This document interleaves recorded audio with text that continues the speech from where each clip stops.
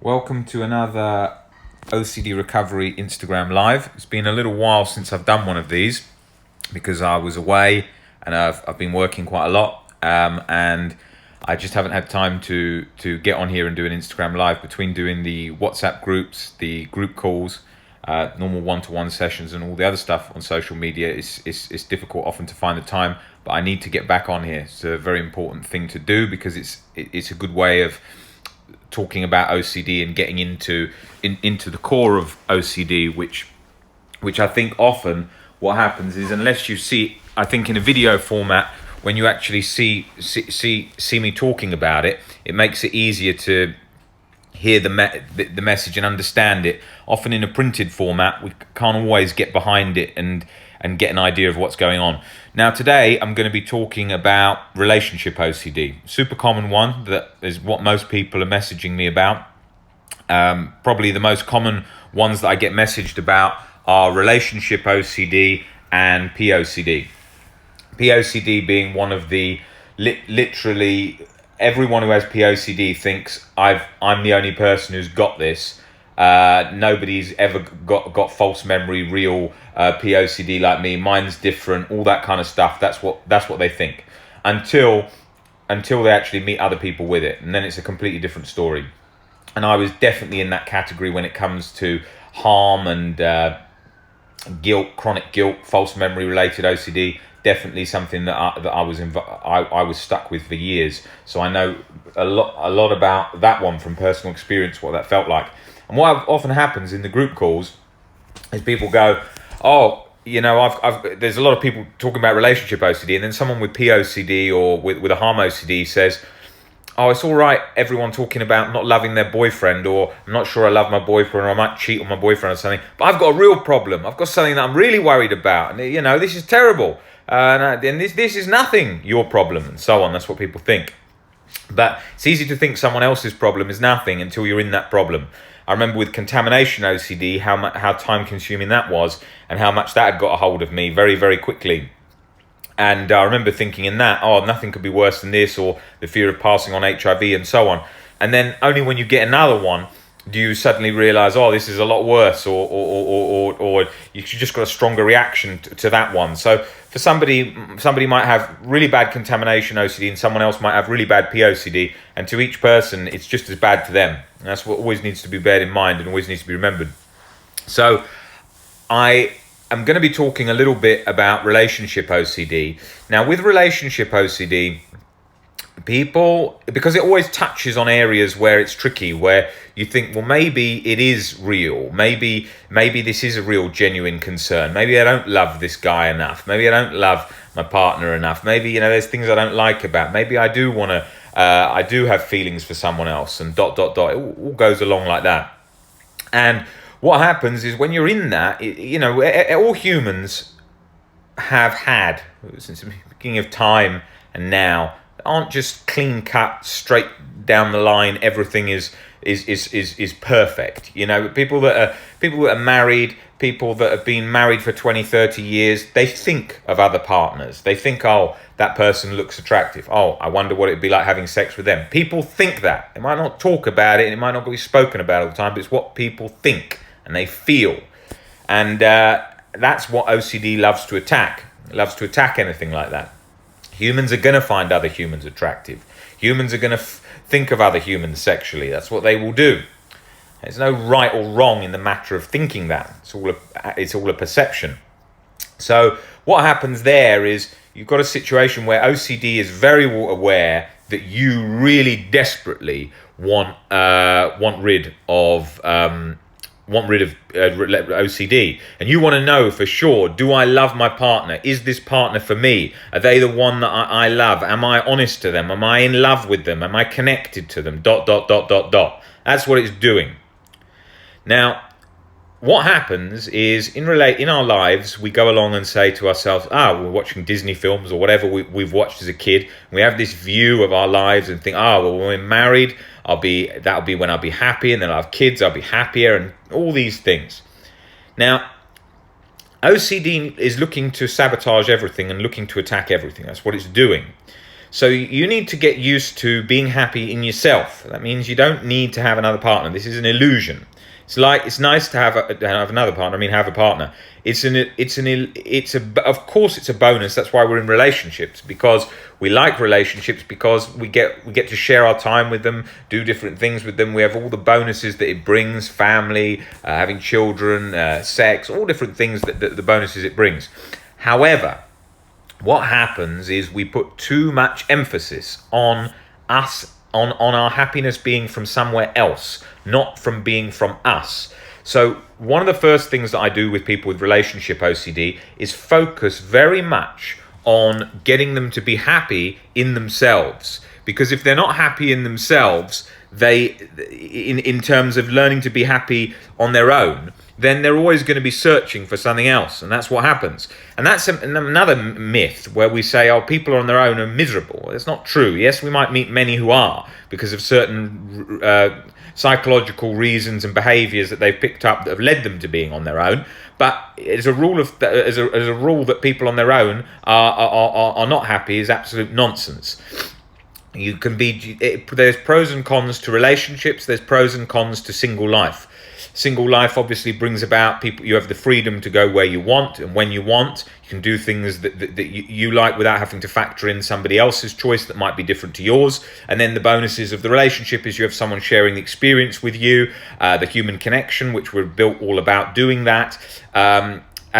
Building a family, all the bonuses that you get with that. So there's bonuses from both. It's not one-sided. So that's the first thing. Now, in terms of relationship OCD, it's going to attack all the time, oh, you don't want to be on your own again, especially if you just fallen in love. When we fall in love, we start to think, oh, my life was crap until I've fallen in love, because we look at this new life and go, oh, this is so much better. I don't want that old life. But that old life wasn't crap. That old life, that might have been your perception of that life. So your new life is a bonus, yes, but it's not a necessity. That means you don't die without it. Your life's not over without it. It's not all finished and gone. It's not a need, it's a bonus. Now, the difference internally is that gets rid of internal clinging, where you're constantly clinging to, I need to be in a relationship, I must be with that person. If that goes, I am finished, I am wiped out, my whole life's over. And that's the main fuel in relationship OCD. So what I'm constantly working on when I work with people is getting them to learn to be happy on their own too, spending time on their own too, so they can see that it's okay to be on their own. Once they see that and realize that deeply, then that internal clinging comes down. Now, it takes a while, and there's going to be triggers, especially if you go on, say, a romantic holiday and you love it. You may think, God, I really don't want to lose them.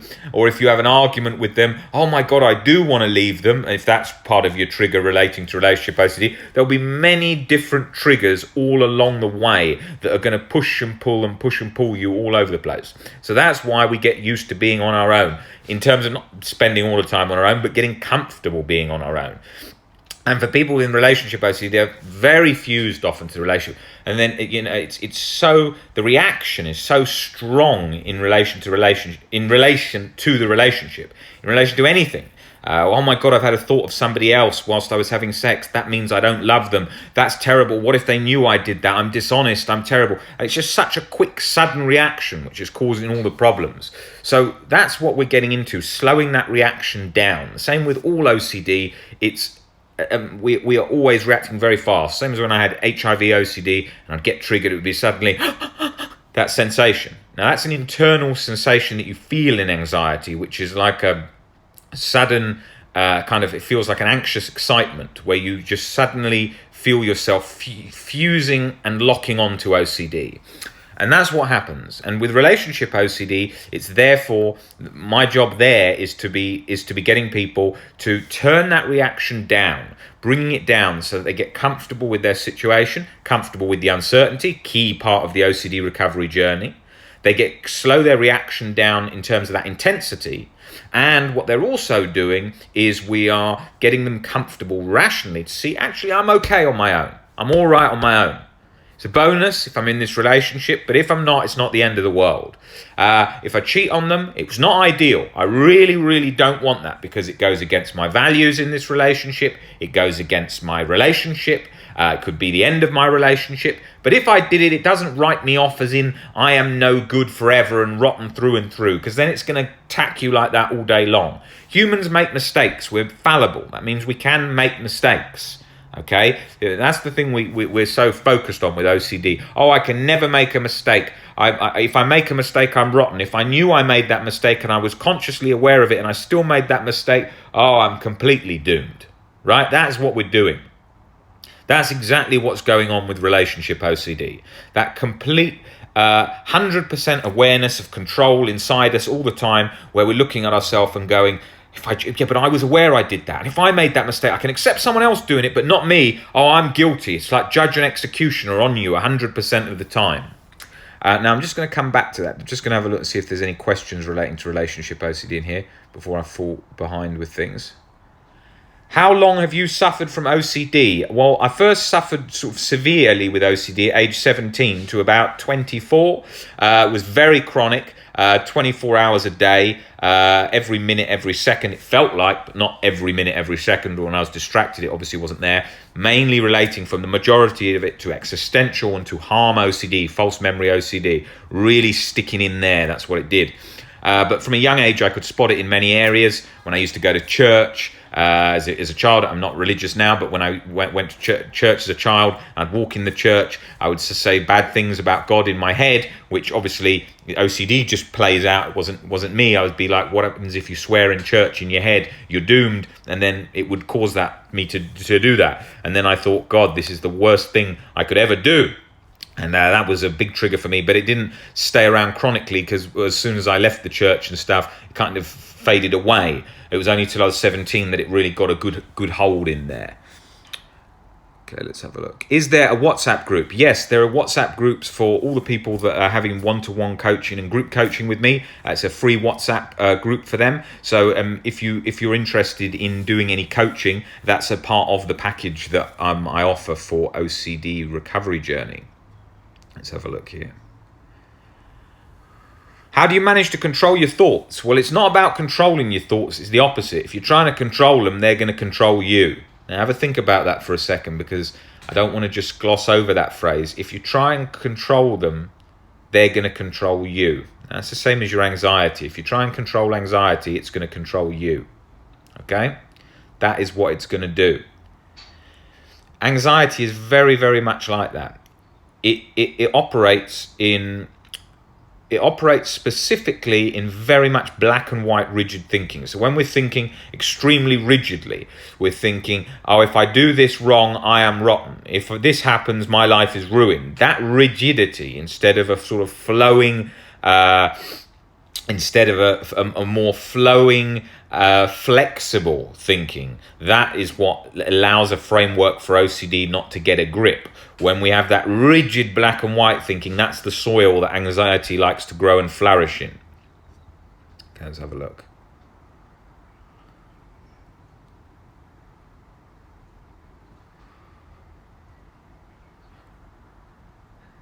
Juafrid, thank you very much for your comment. I hope you're doing well at the moment with your training for your triathlon. Overall, you're doing very well. It seems, in terms of everything you're doing, it's just a case of persistence. So the key word there with OCD recovery, persistence. Keeping going with that, keeping focused on moving one day at a time. Definitely clings to my best friend and it ruins a lot of my life obsessing. Yeah, relationship OCD doesn't relate to just relationships. It relates to family, it relates to best friends, it relates to pets. Pets come into it a lot, especially with harm and sexual harm OCD. People have those all the time. And that is a huge one. Why? Because one, people think, oh, it'd be terrible if I don't love my pet, or it's terrible if I hurt my pet. And that's often a trigger for so much OCD. Someone gets a new puppy and strokes it and then thinks, oh my God, what if I break its neck? Something like that. And that's often a trigger. So we get these themes crossing over a lot. These themes do cross over a lot. So harm and relationship OCD, they cross over the way they're very much intertwined. So we have to look at how they're doing that and how they're getting in there and how they're interacting. And I think that's really important in the sense that it's very easy, because with OCD, to morph around and move from position to position, that we easily get lost on what it's actually got a grip on. So only when we start really getting into it and looking at what it's doing, we can uncover it, because often people are targeting it from all the wrong angles and missing the main points. But then again, you've got to be careful we don't get obsessed about that, where we think, oh my God, what if I've missed a point? What if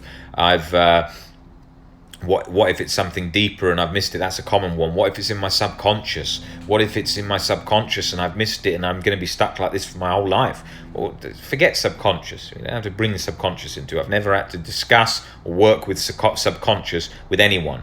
Yes, it was a strong Freudian element that was constantly mentioned, especially in psychodynamic therapy, which is not recommended at all for OCD, but can provide a nice, good understanding of yourself, and it's got some great benefits. But certainly, when you're suffering from OCD, you don't need to be going there. It's going to be massive confusion for you, leading you completely down the wrong path, spiraling downhill massively as you start looking at how your mother treated you and trying to find and uncover everything in your past, which is the last thing you need to be doing. With OCD, we need to be doing a lot less digging for things.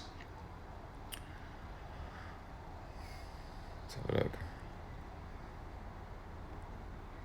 Do you have a YouTube channel? No, I don't have a YouTube channel. I need to do a YouTube channel, and I keep saying it, so I'm not going to say anymore. I have to get around to doing it. It's just been a time factor, but I do plan on doing a YouTube channel. I have a huge archive of all the videos that I've done on here, which I think probably is about 80 odd now, and I keep uploading them to Facebook so that you can see all the old ones, and I'll be uploading more and more. So there's lots and lots of stuff there for the YouTube channel once I set that up.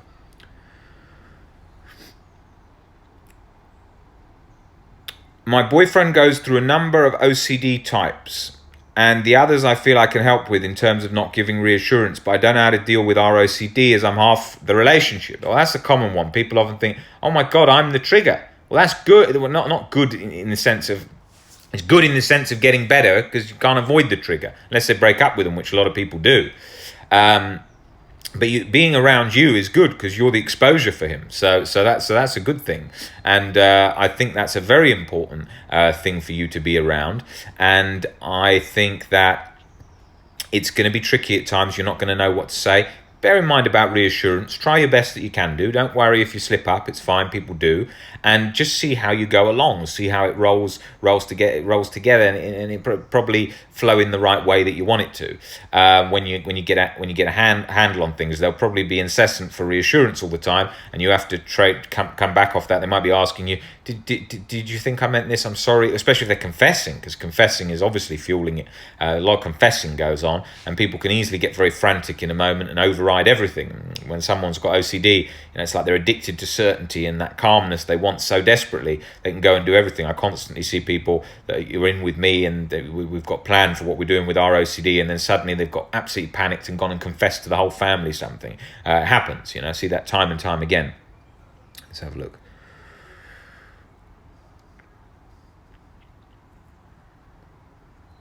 Do you have any advice for people dating someone with debilitating OCD?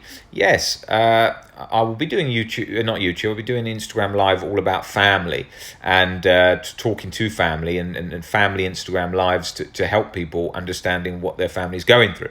And I think with debilitating OCD, it's a case of, treat them just the same as if you would treat somebody who was ill, with compassion, one day at a time approach, and being sort of being helpful, but not giving in and colluding with all the reassurances and everything that goes on there. So going along the best you can, helping them and supporting them, but not overboard. It's got to be a bit of a tough love. It does have to. Anyone who says it doesn't has got no idea about working with OCD. You can't come from a complete point of compassion all day long. Just you're coming from a compassionate but reasonably quite a firm structure. Okay, that's needed. Anyone who thinks you can do that without that, you've got no chance, because with OCD, it's very much like an addiction, but separate and different. The OCD for a sufferer will have you jumping through hoops and moving everything all around you to fit in with the demands for their OCD. I know, because I have been it, so I am aware of that. So that's an important thing. And reading, doing your own research on OCD so you can help them, seeing where they're avoiding things to help them not, seeing with exposures, seeing reassurance situations, learning about that kind of stuff. That's all super helpful. Also, I relate to the church thing. I used to apologize to God for swearing. That is probably one of the most common ones. The God and church ones, very common. Religious OCD see so much in relating to God. You're not alone with those. Super common. Let's have a look. I suffer with POCD. I get stuck with knowing if the thoughts are true or not, if they are the same as a paedophile.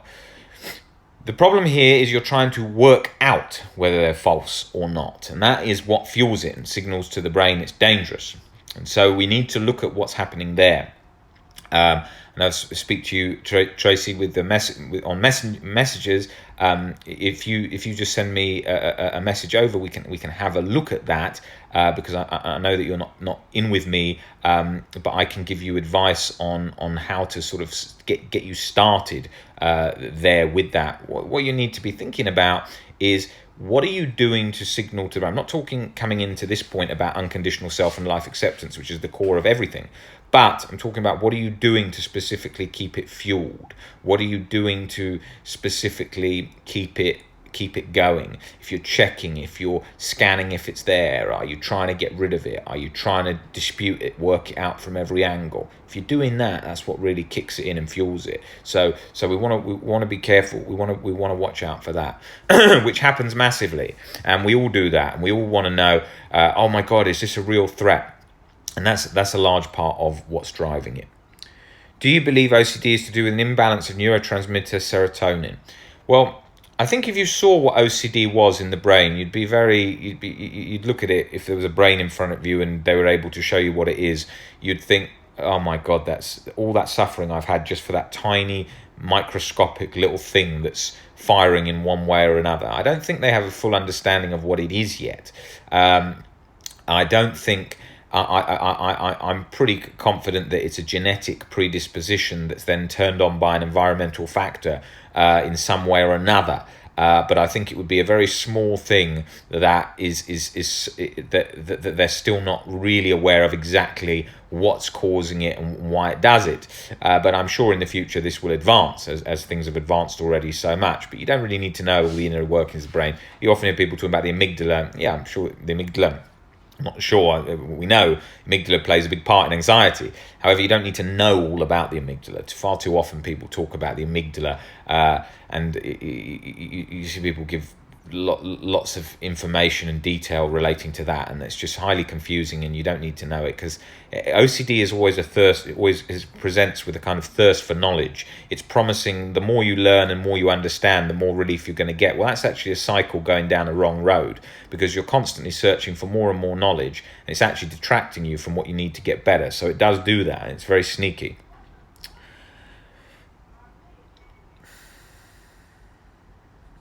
Okay, let's have a look here. How to manage the thought before I go to sleep. I feel like my thought goes all over the place. Stop trying to manage it before you go to sleep. Stop trying to get it all fixed before you go to sleep. The same as when you wake up. People think, right, today is a new day. I'm going to have OCD solved in one day. I can't tell you the number of days that I've thought that. Millions of days. Well, not millions literally, but before I got better, I used to think every day. Now, what makes you think within the hour that you wake up that you're suddenly going to crack it all? You have all your OCD sorted, or you're not. The same as when you're going to bed. And then it's the fear of, what if I can't sleep? So I need all my anxiety to be solved. I need all my OCD to be sorted before I fall asleep. And that's putting a relentless amount of pressure on yourself. It's an extremely tiring thing to do. And I think you need to sort of think, well, wait a minute, I'm not going to have all my anxiety sorted. I'm not going to try and control my thoughts. I'm going to accept they're there. I'm going to not engage with them, and that's a good way to go about it. I think that's a good position to come from, because otherwise you're just constantly fighting, constantly looking for ways to get everything fixed and sorted in that moment. And if you just keep, what are you bringing to the table there? You're bringing nothing to the table that's changing your perception. You're just adding more internal pressure that's not going to move you anywhere. Okay, let's have a look.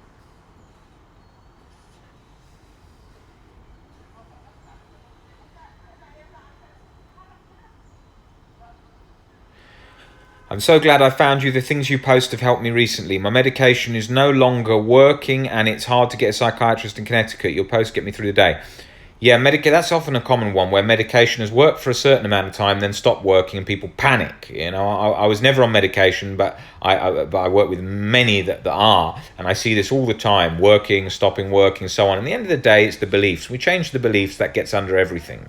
It's from the Greek and Roman philosophy, from the Stoics, and in the foundations of CBT by Albert Ellis and Beck.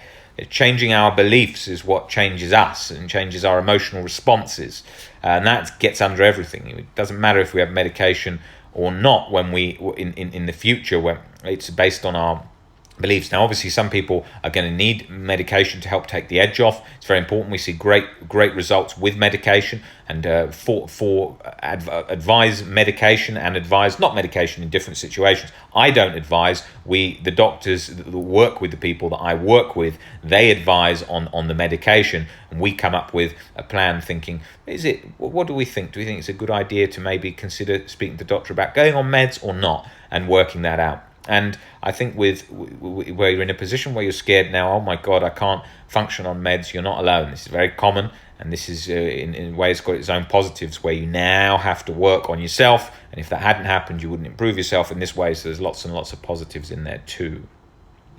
I have false memory OCD too. I can't tell the difference between real and fake events. Stop trying to work out if they're real and fake. Unconditional self and life acceptance gets under all of it. See, it doesn't.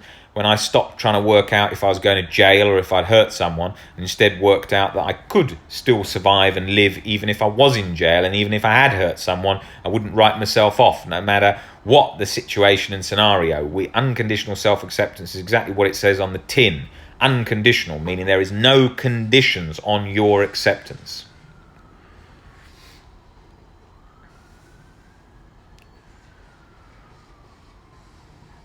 When it calms down, do you worry that you don't have it? No, because when it calmed down, I didn't worry I didn't have it, because the only way I've really got it to calm down long term was through unconditional self and life acceptance. And because I had that and I could see that, it didn't matter if I had it or not, because I didn't care what it could present with that could come true, because it wouldn't matter in reality even if it had.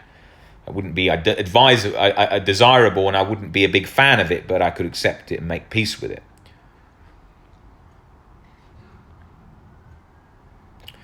Paul there, you don't have to answer the call. You don't need. Very good. Good way of phrasing it, absolutely. Okay, guys, I think I'm going to keep this reasonably short, this Instagram, because I've been on my phone a lot today, doing a lot with the one-to-ones and messaging people and catching up on emails. So my eyes are dead from looking at the screen. I've told myself I have to use the laptop more now, but I always get into the habit, the old psychological trap of the phone, of looking on the phone. So I have to get onto the laptop, and plus it's hay fever season here, so that's winding me up as well. But I'm accepting of this. Okay, guys, any other questions you want to ask me, please message them across to me, and I will cover them in the future Instagram lives, which I will plan on doing a lot more of. So yeah, thanks a lot, guys, for tuning in. I'll see you later. Bye.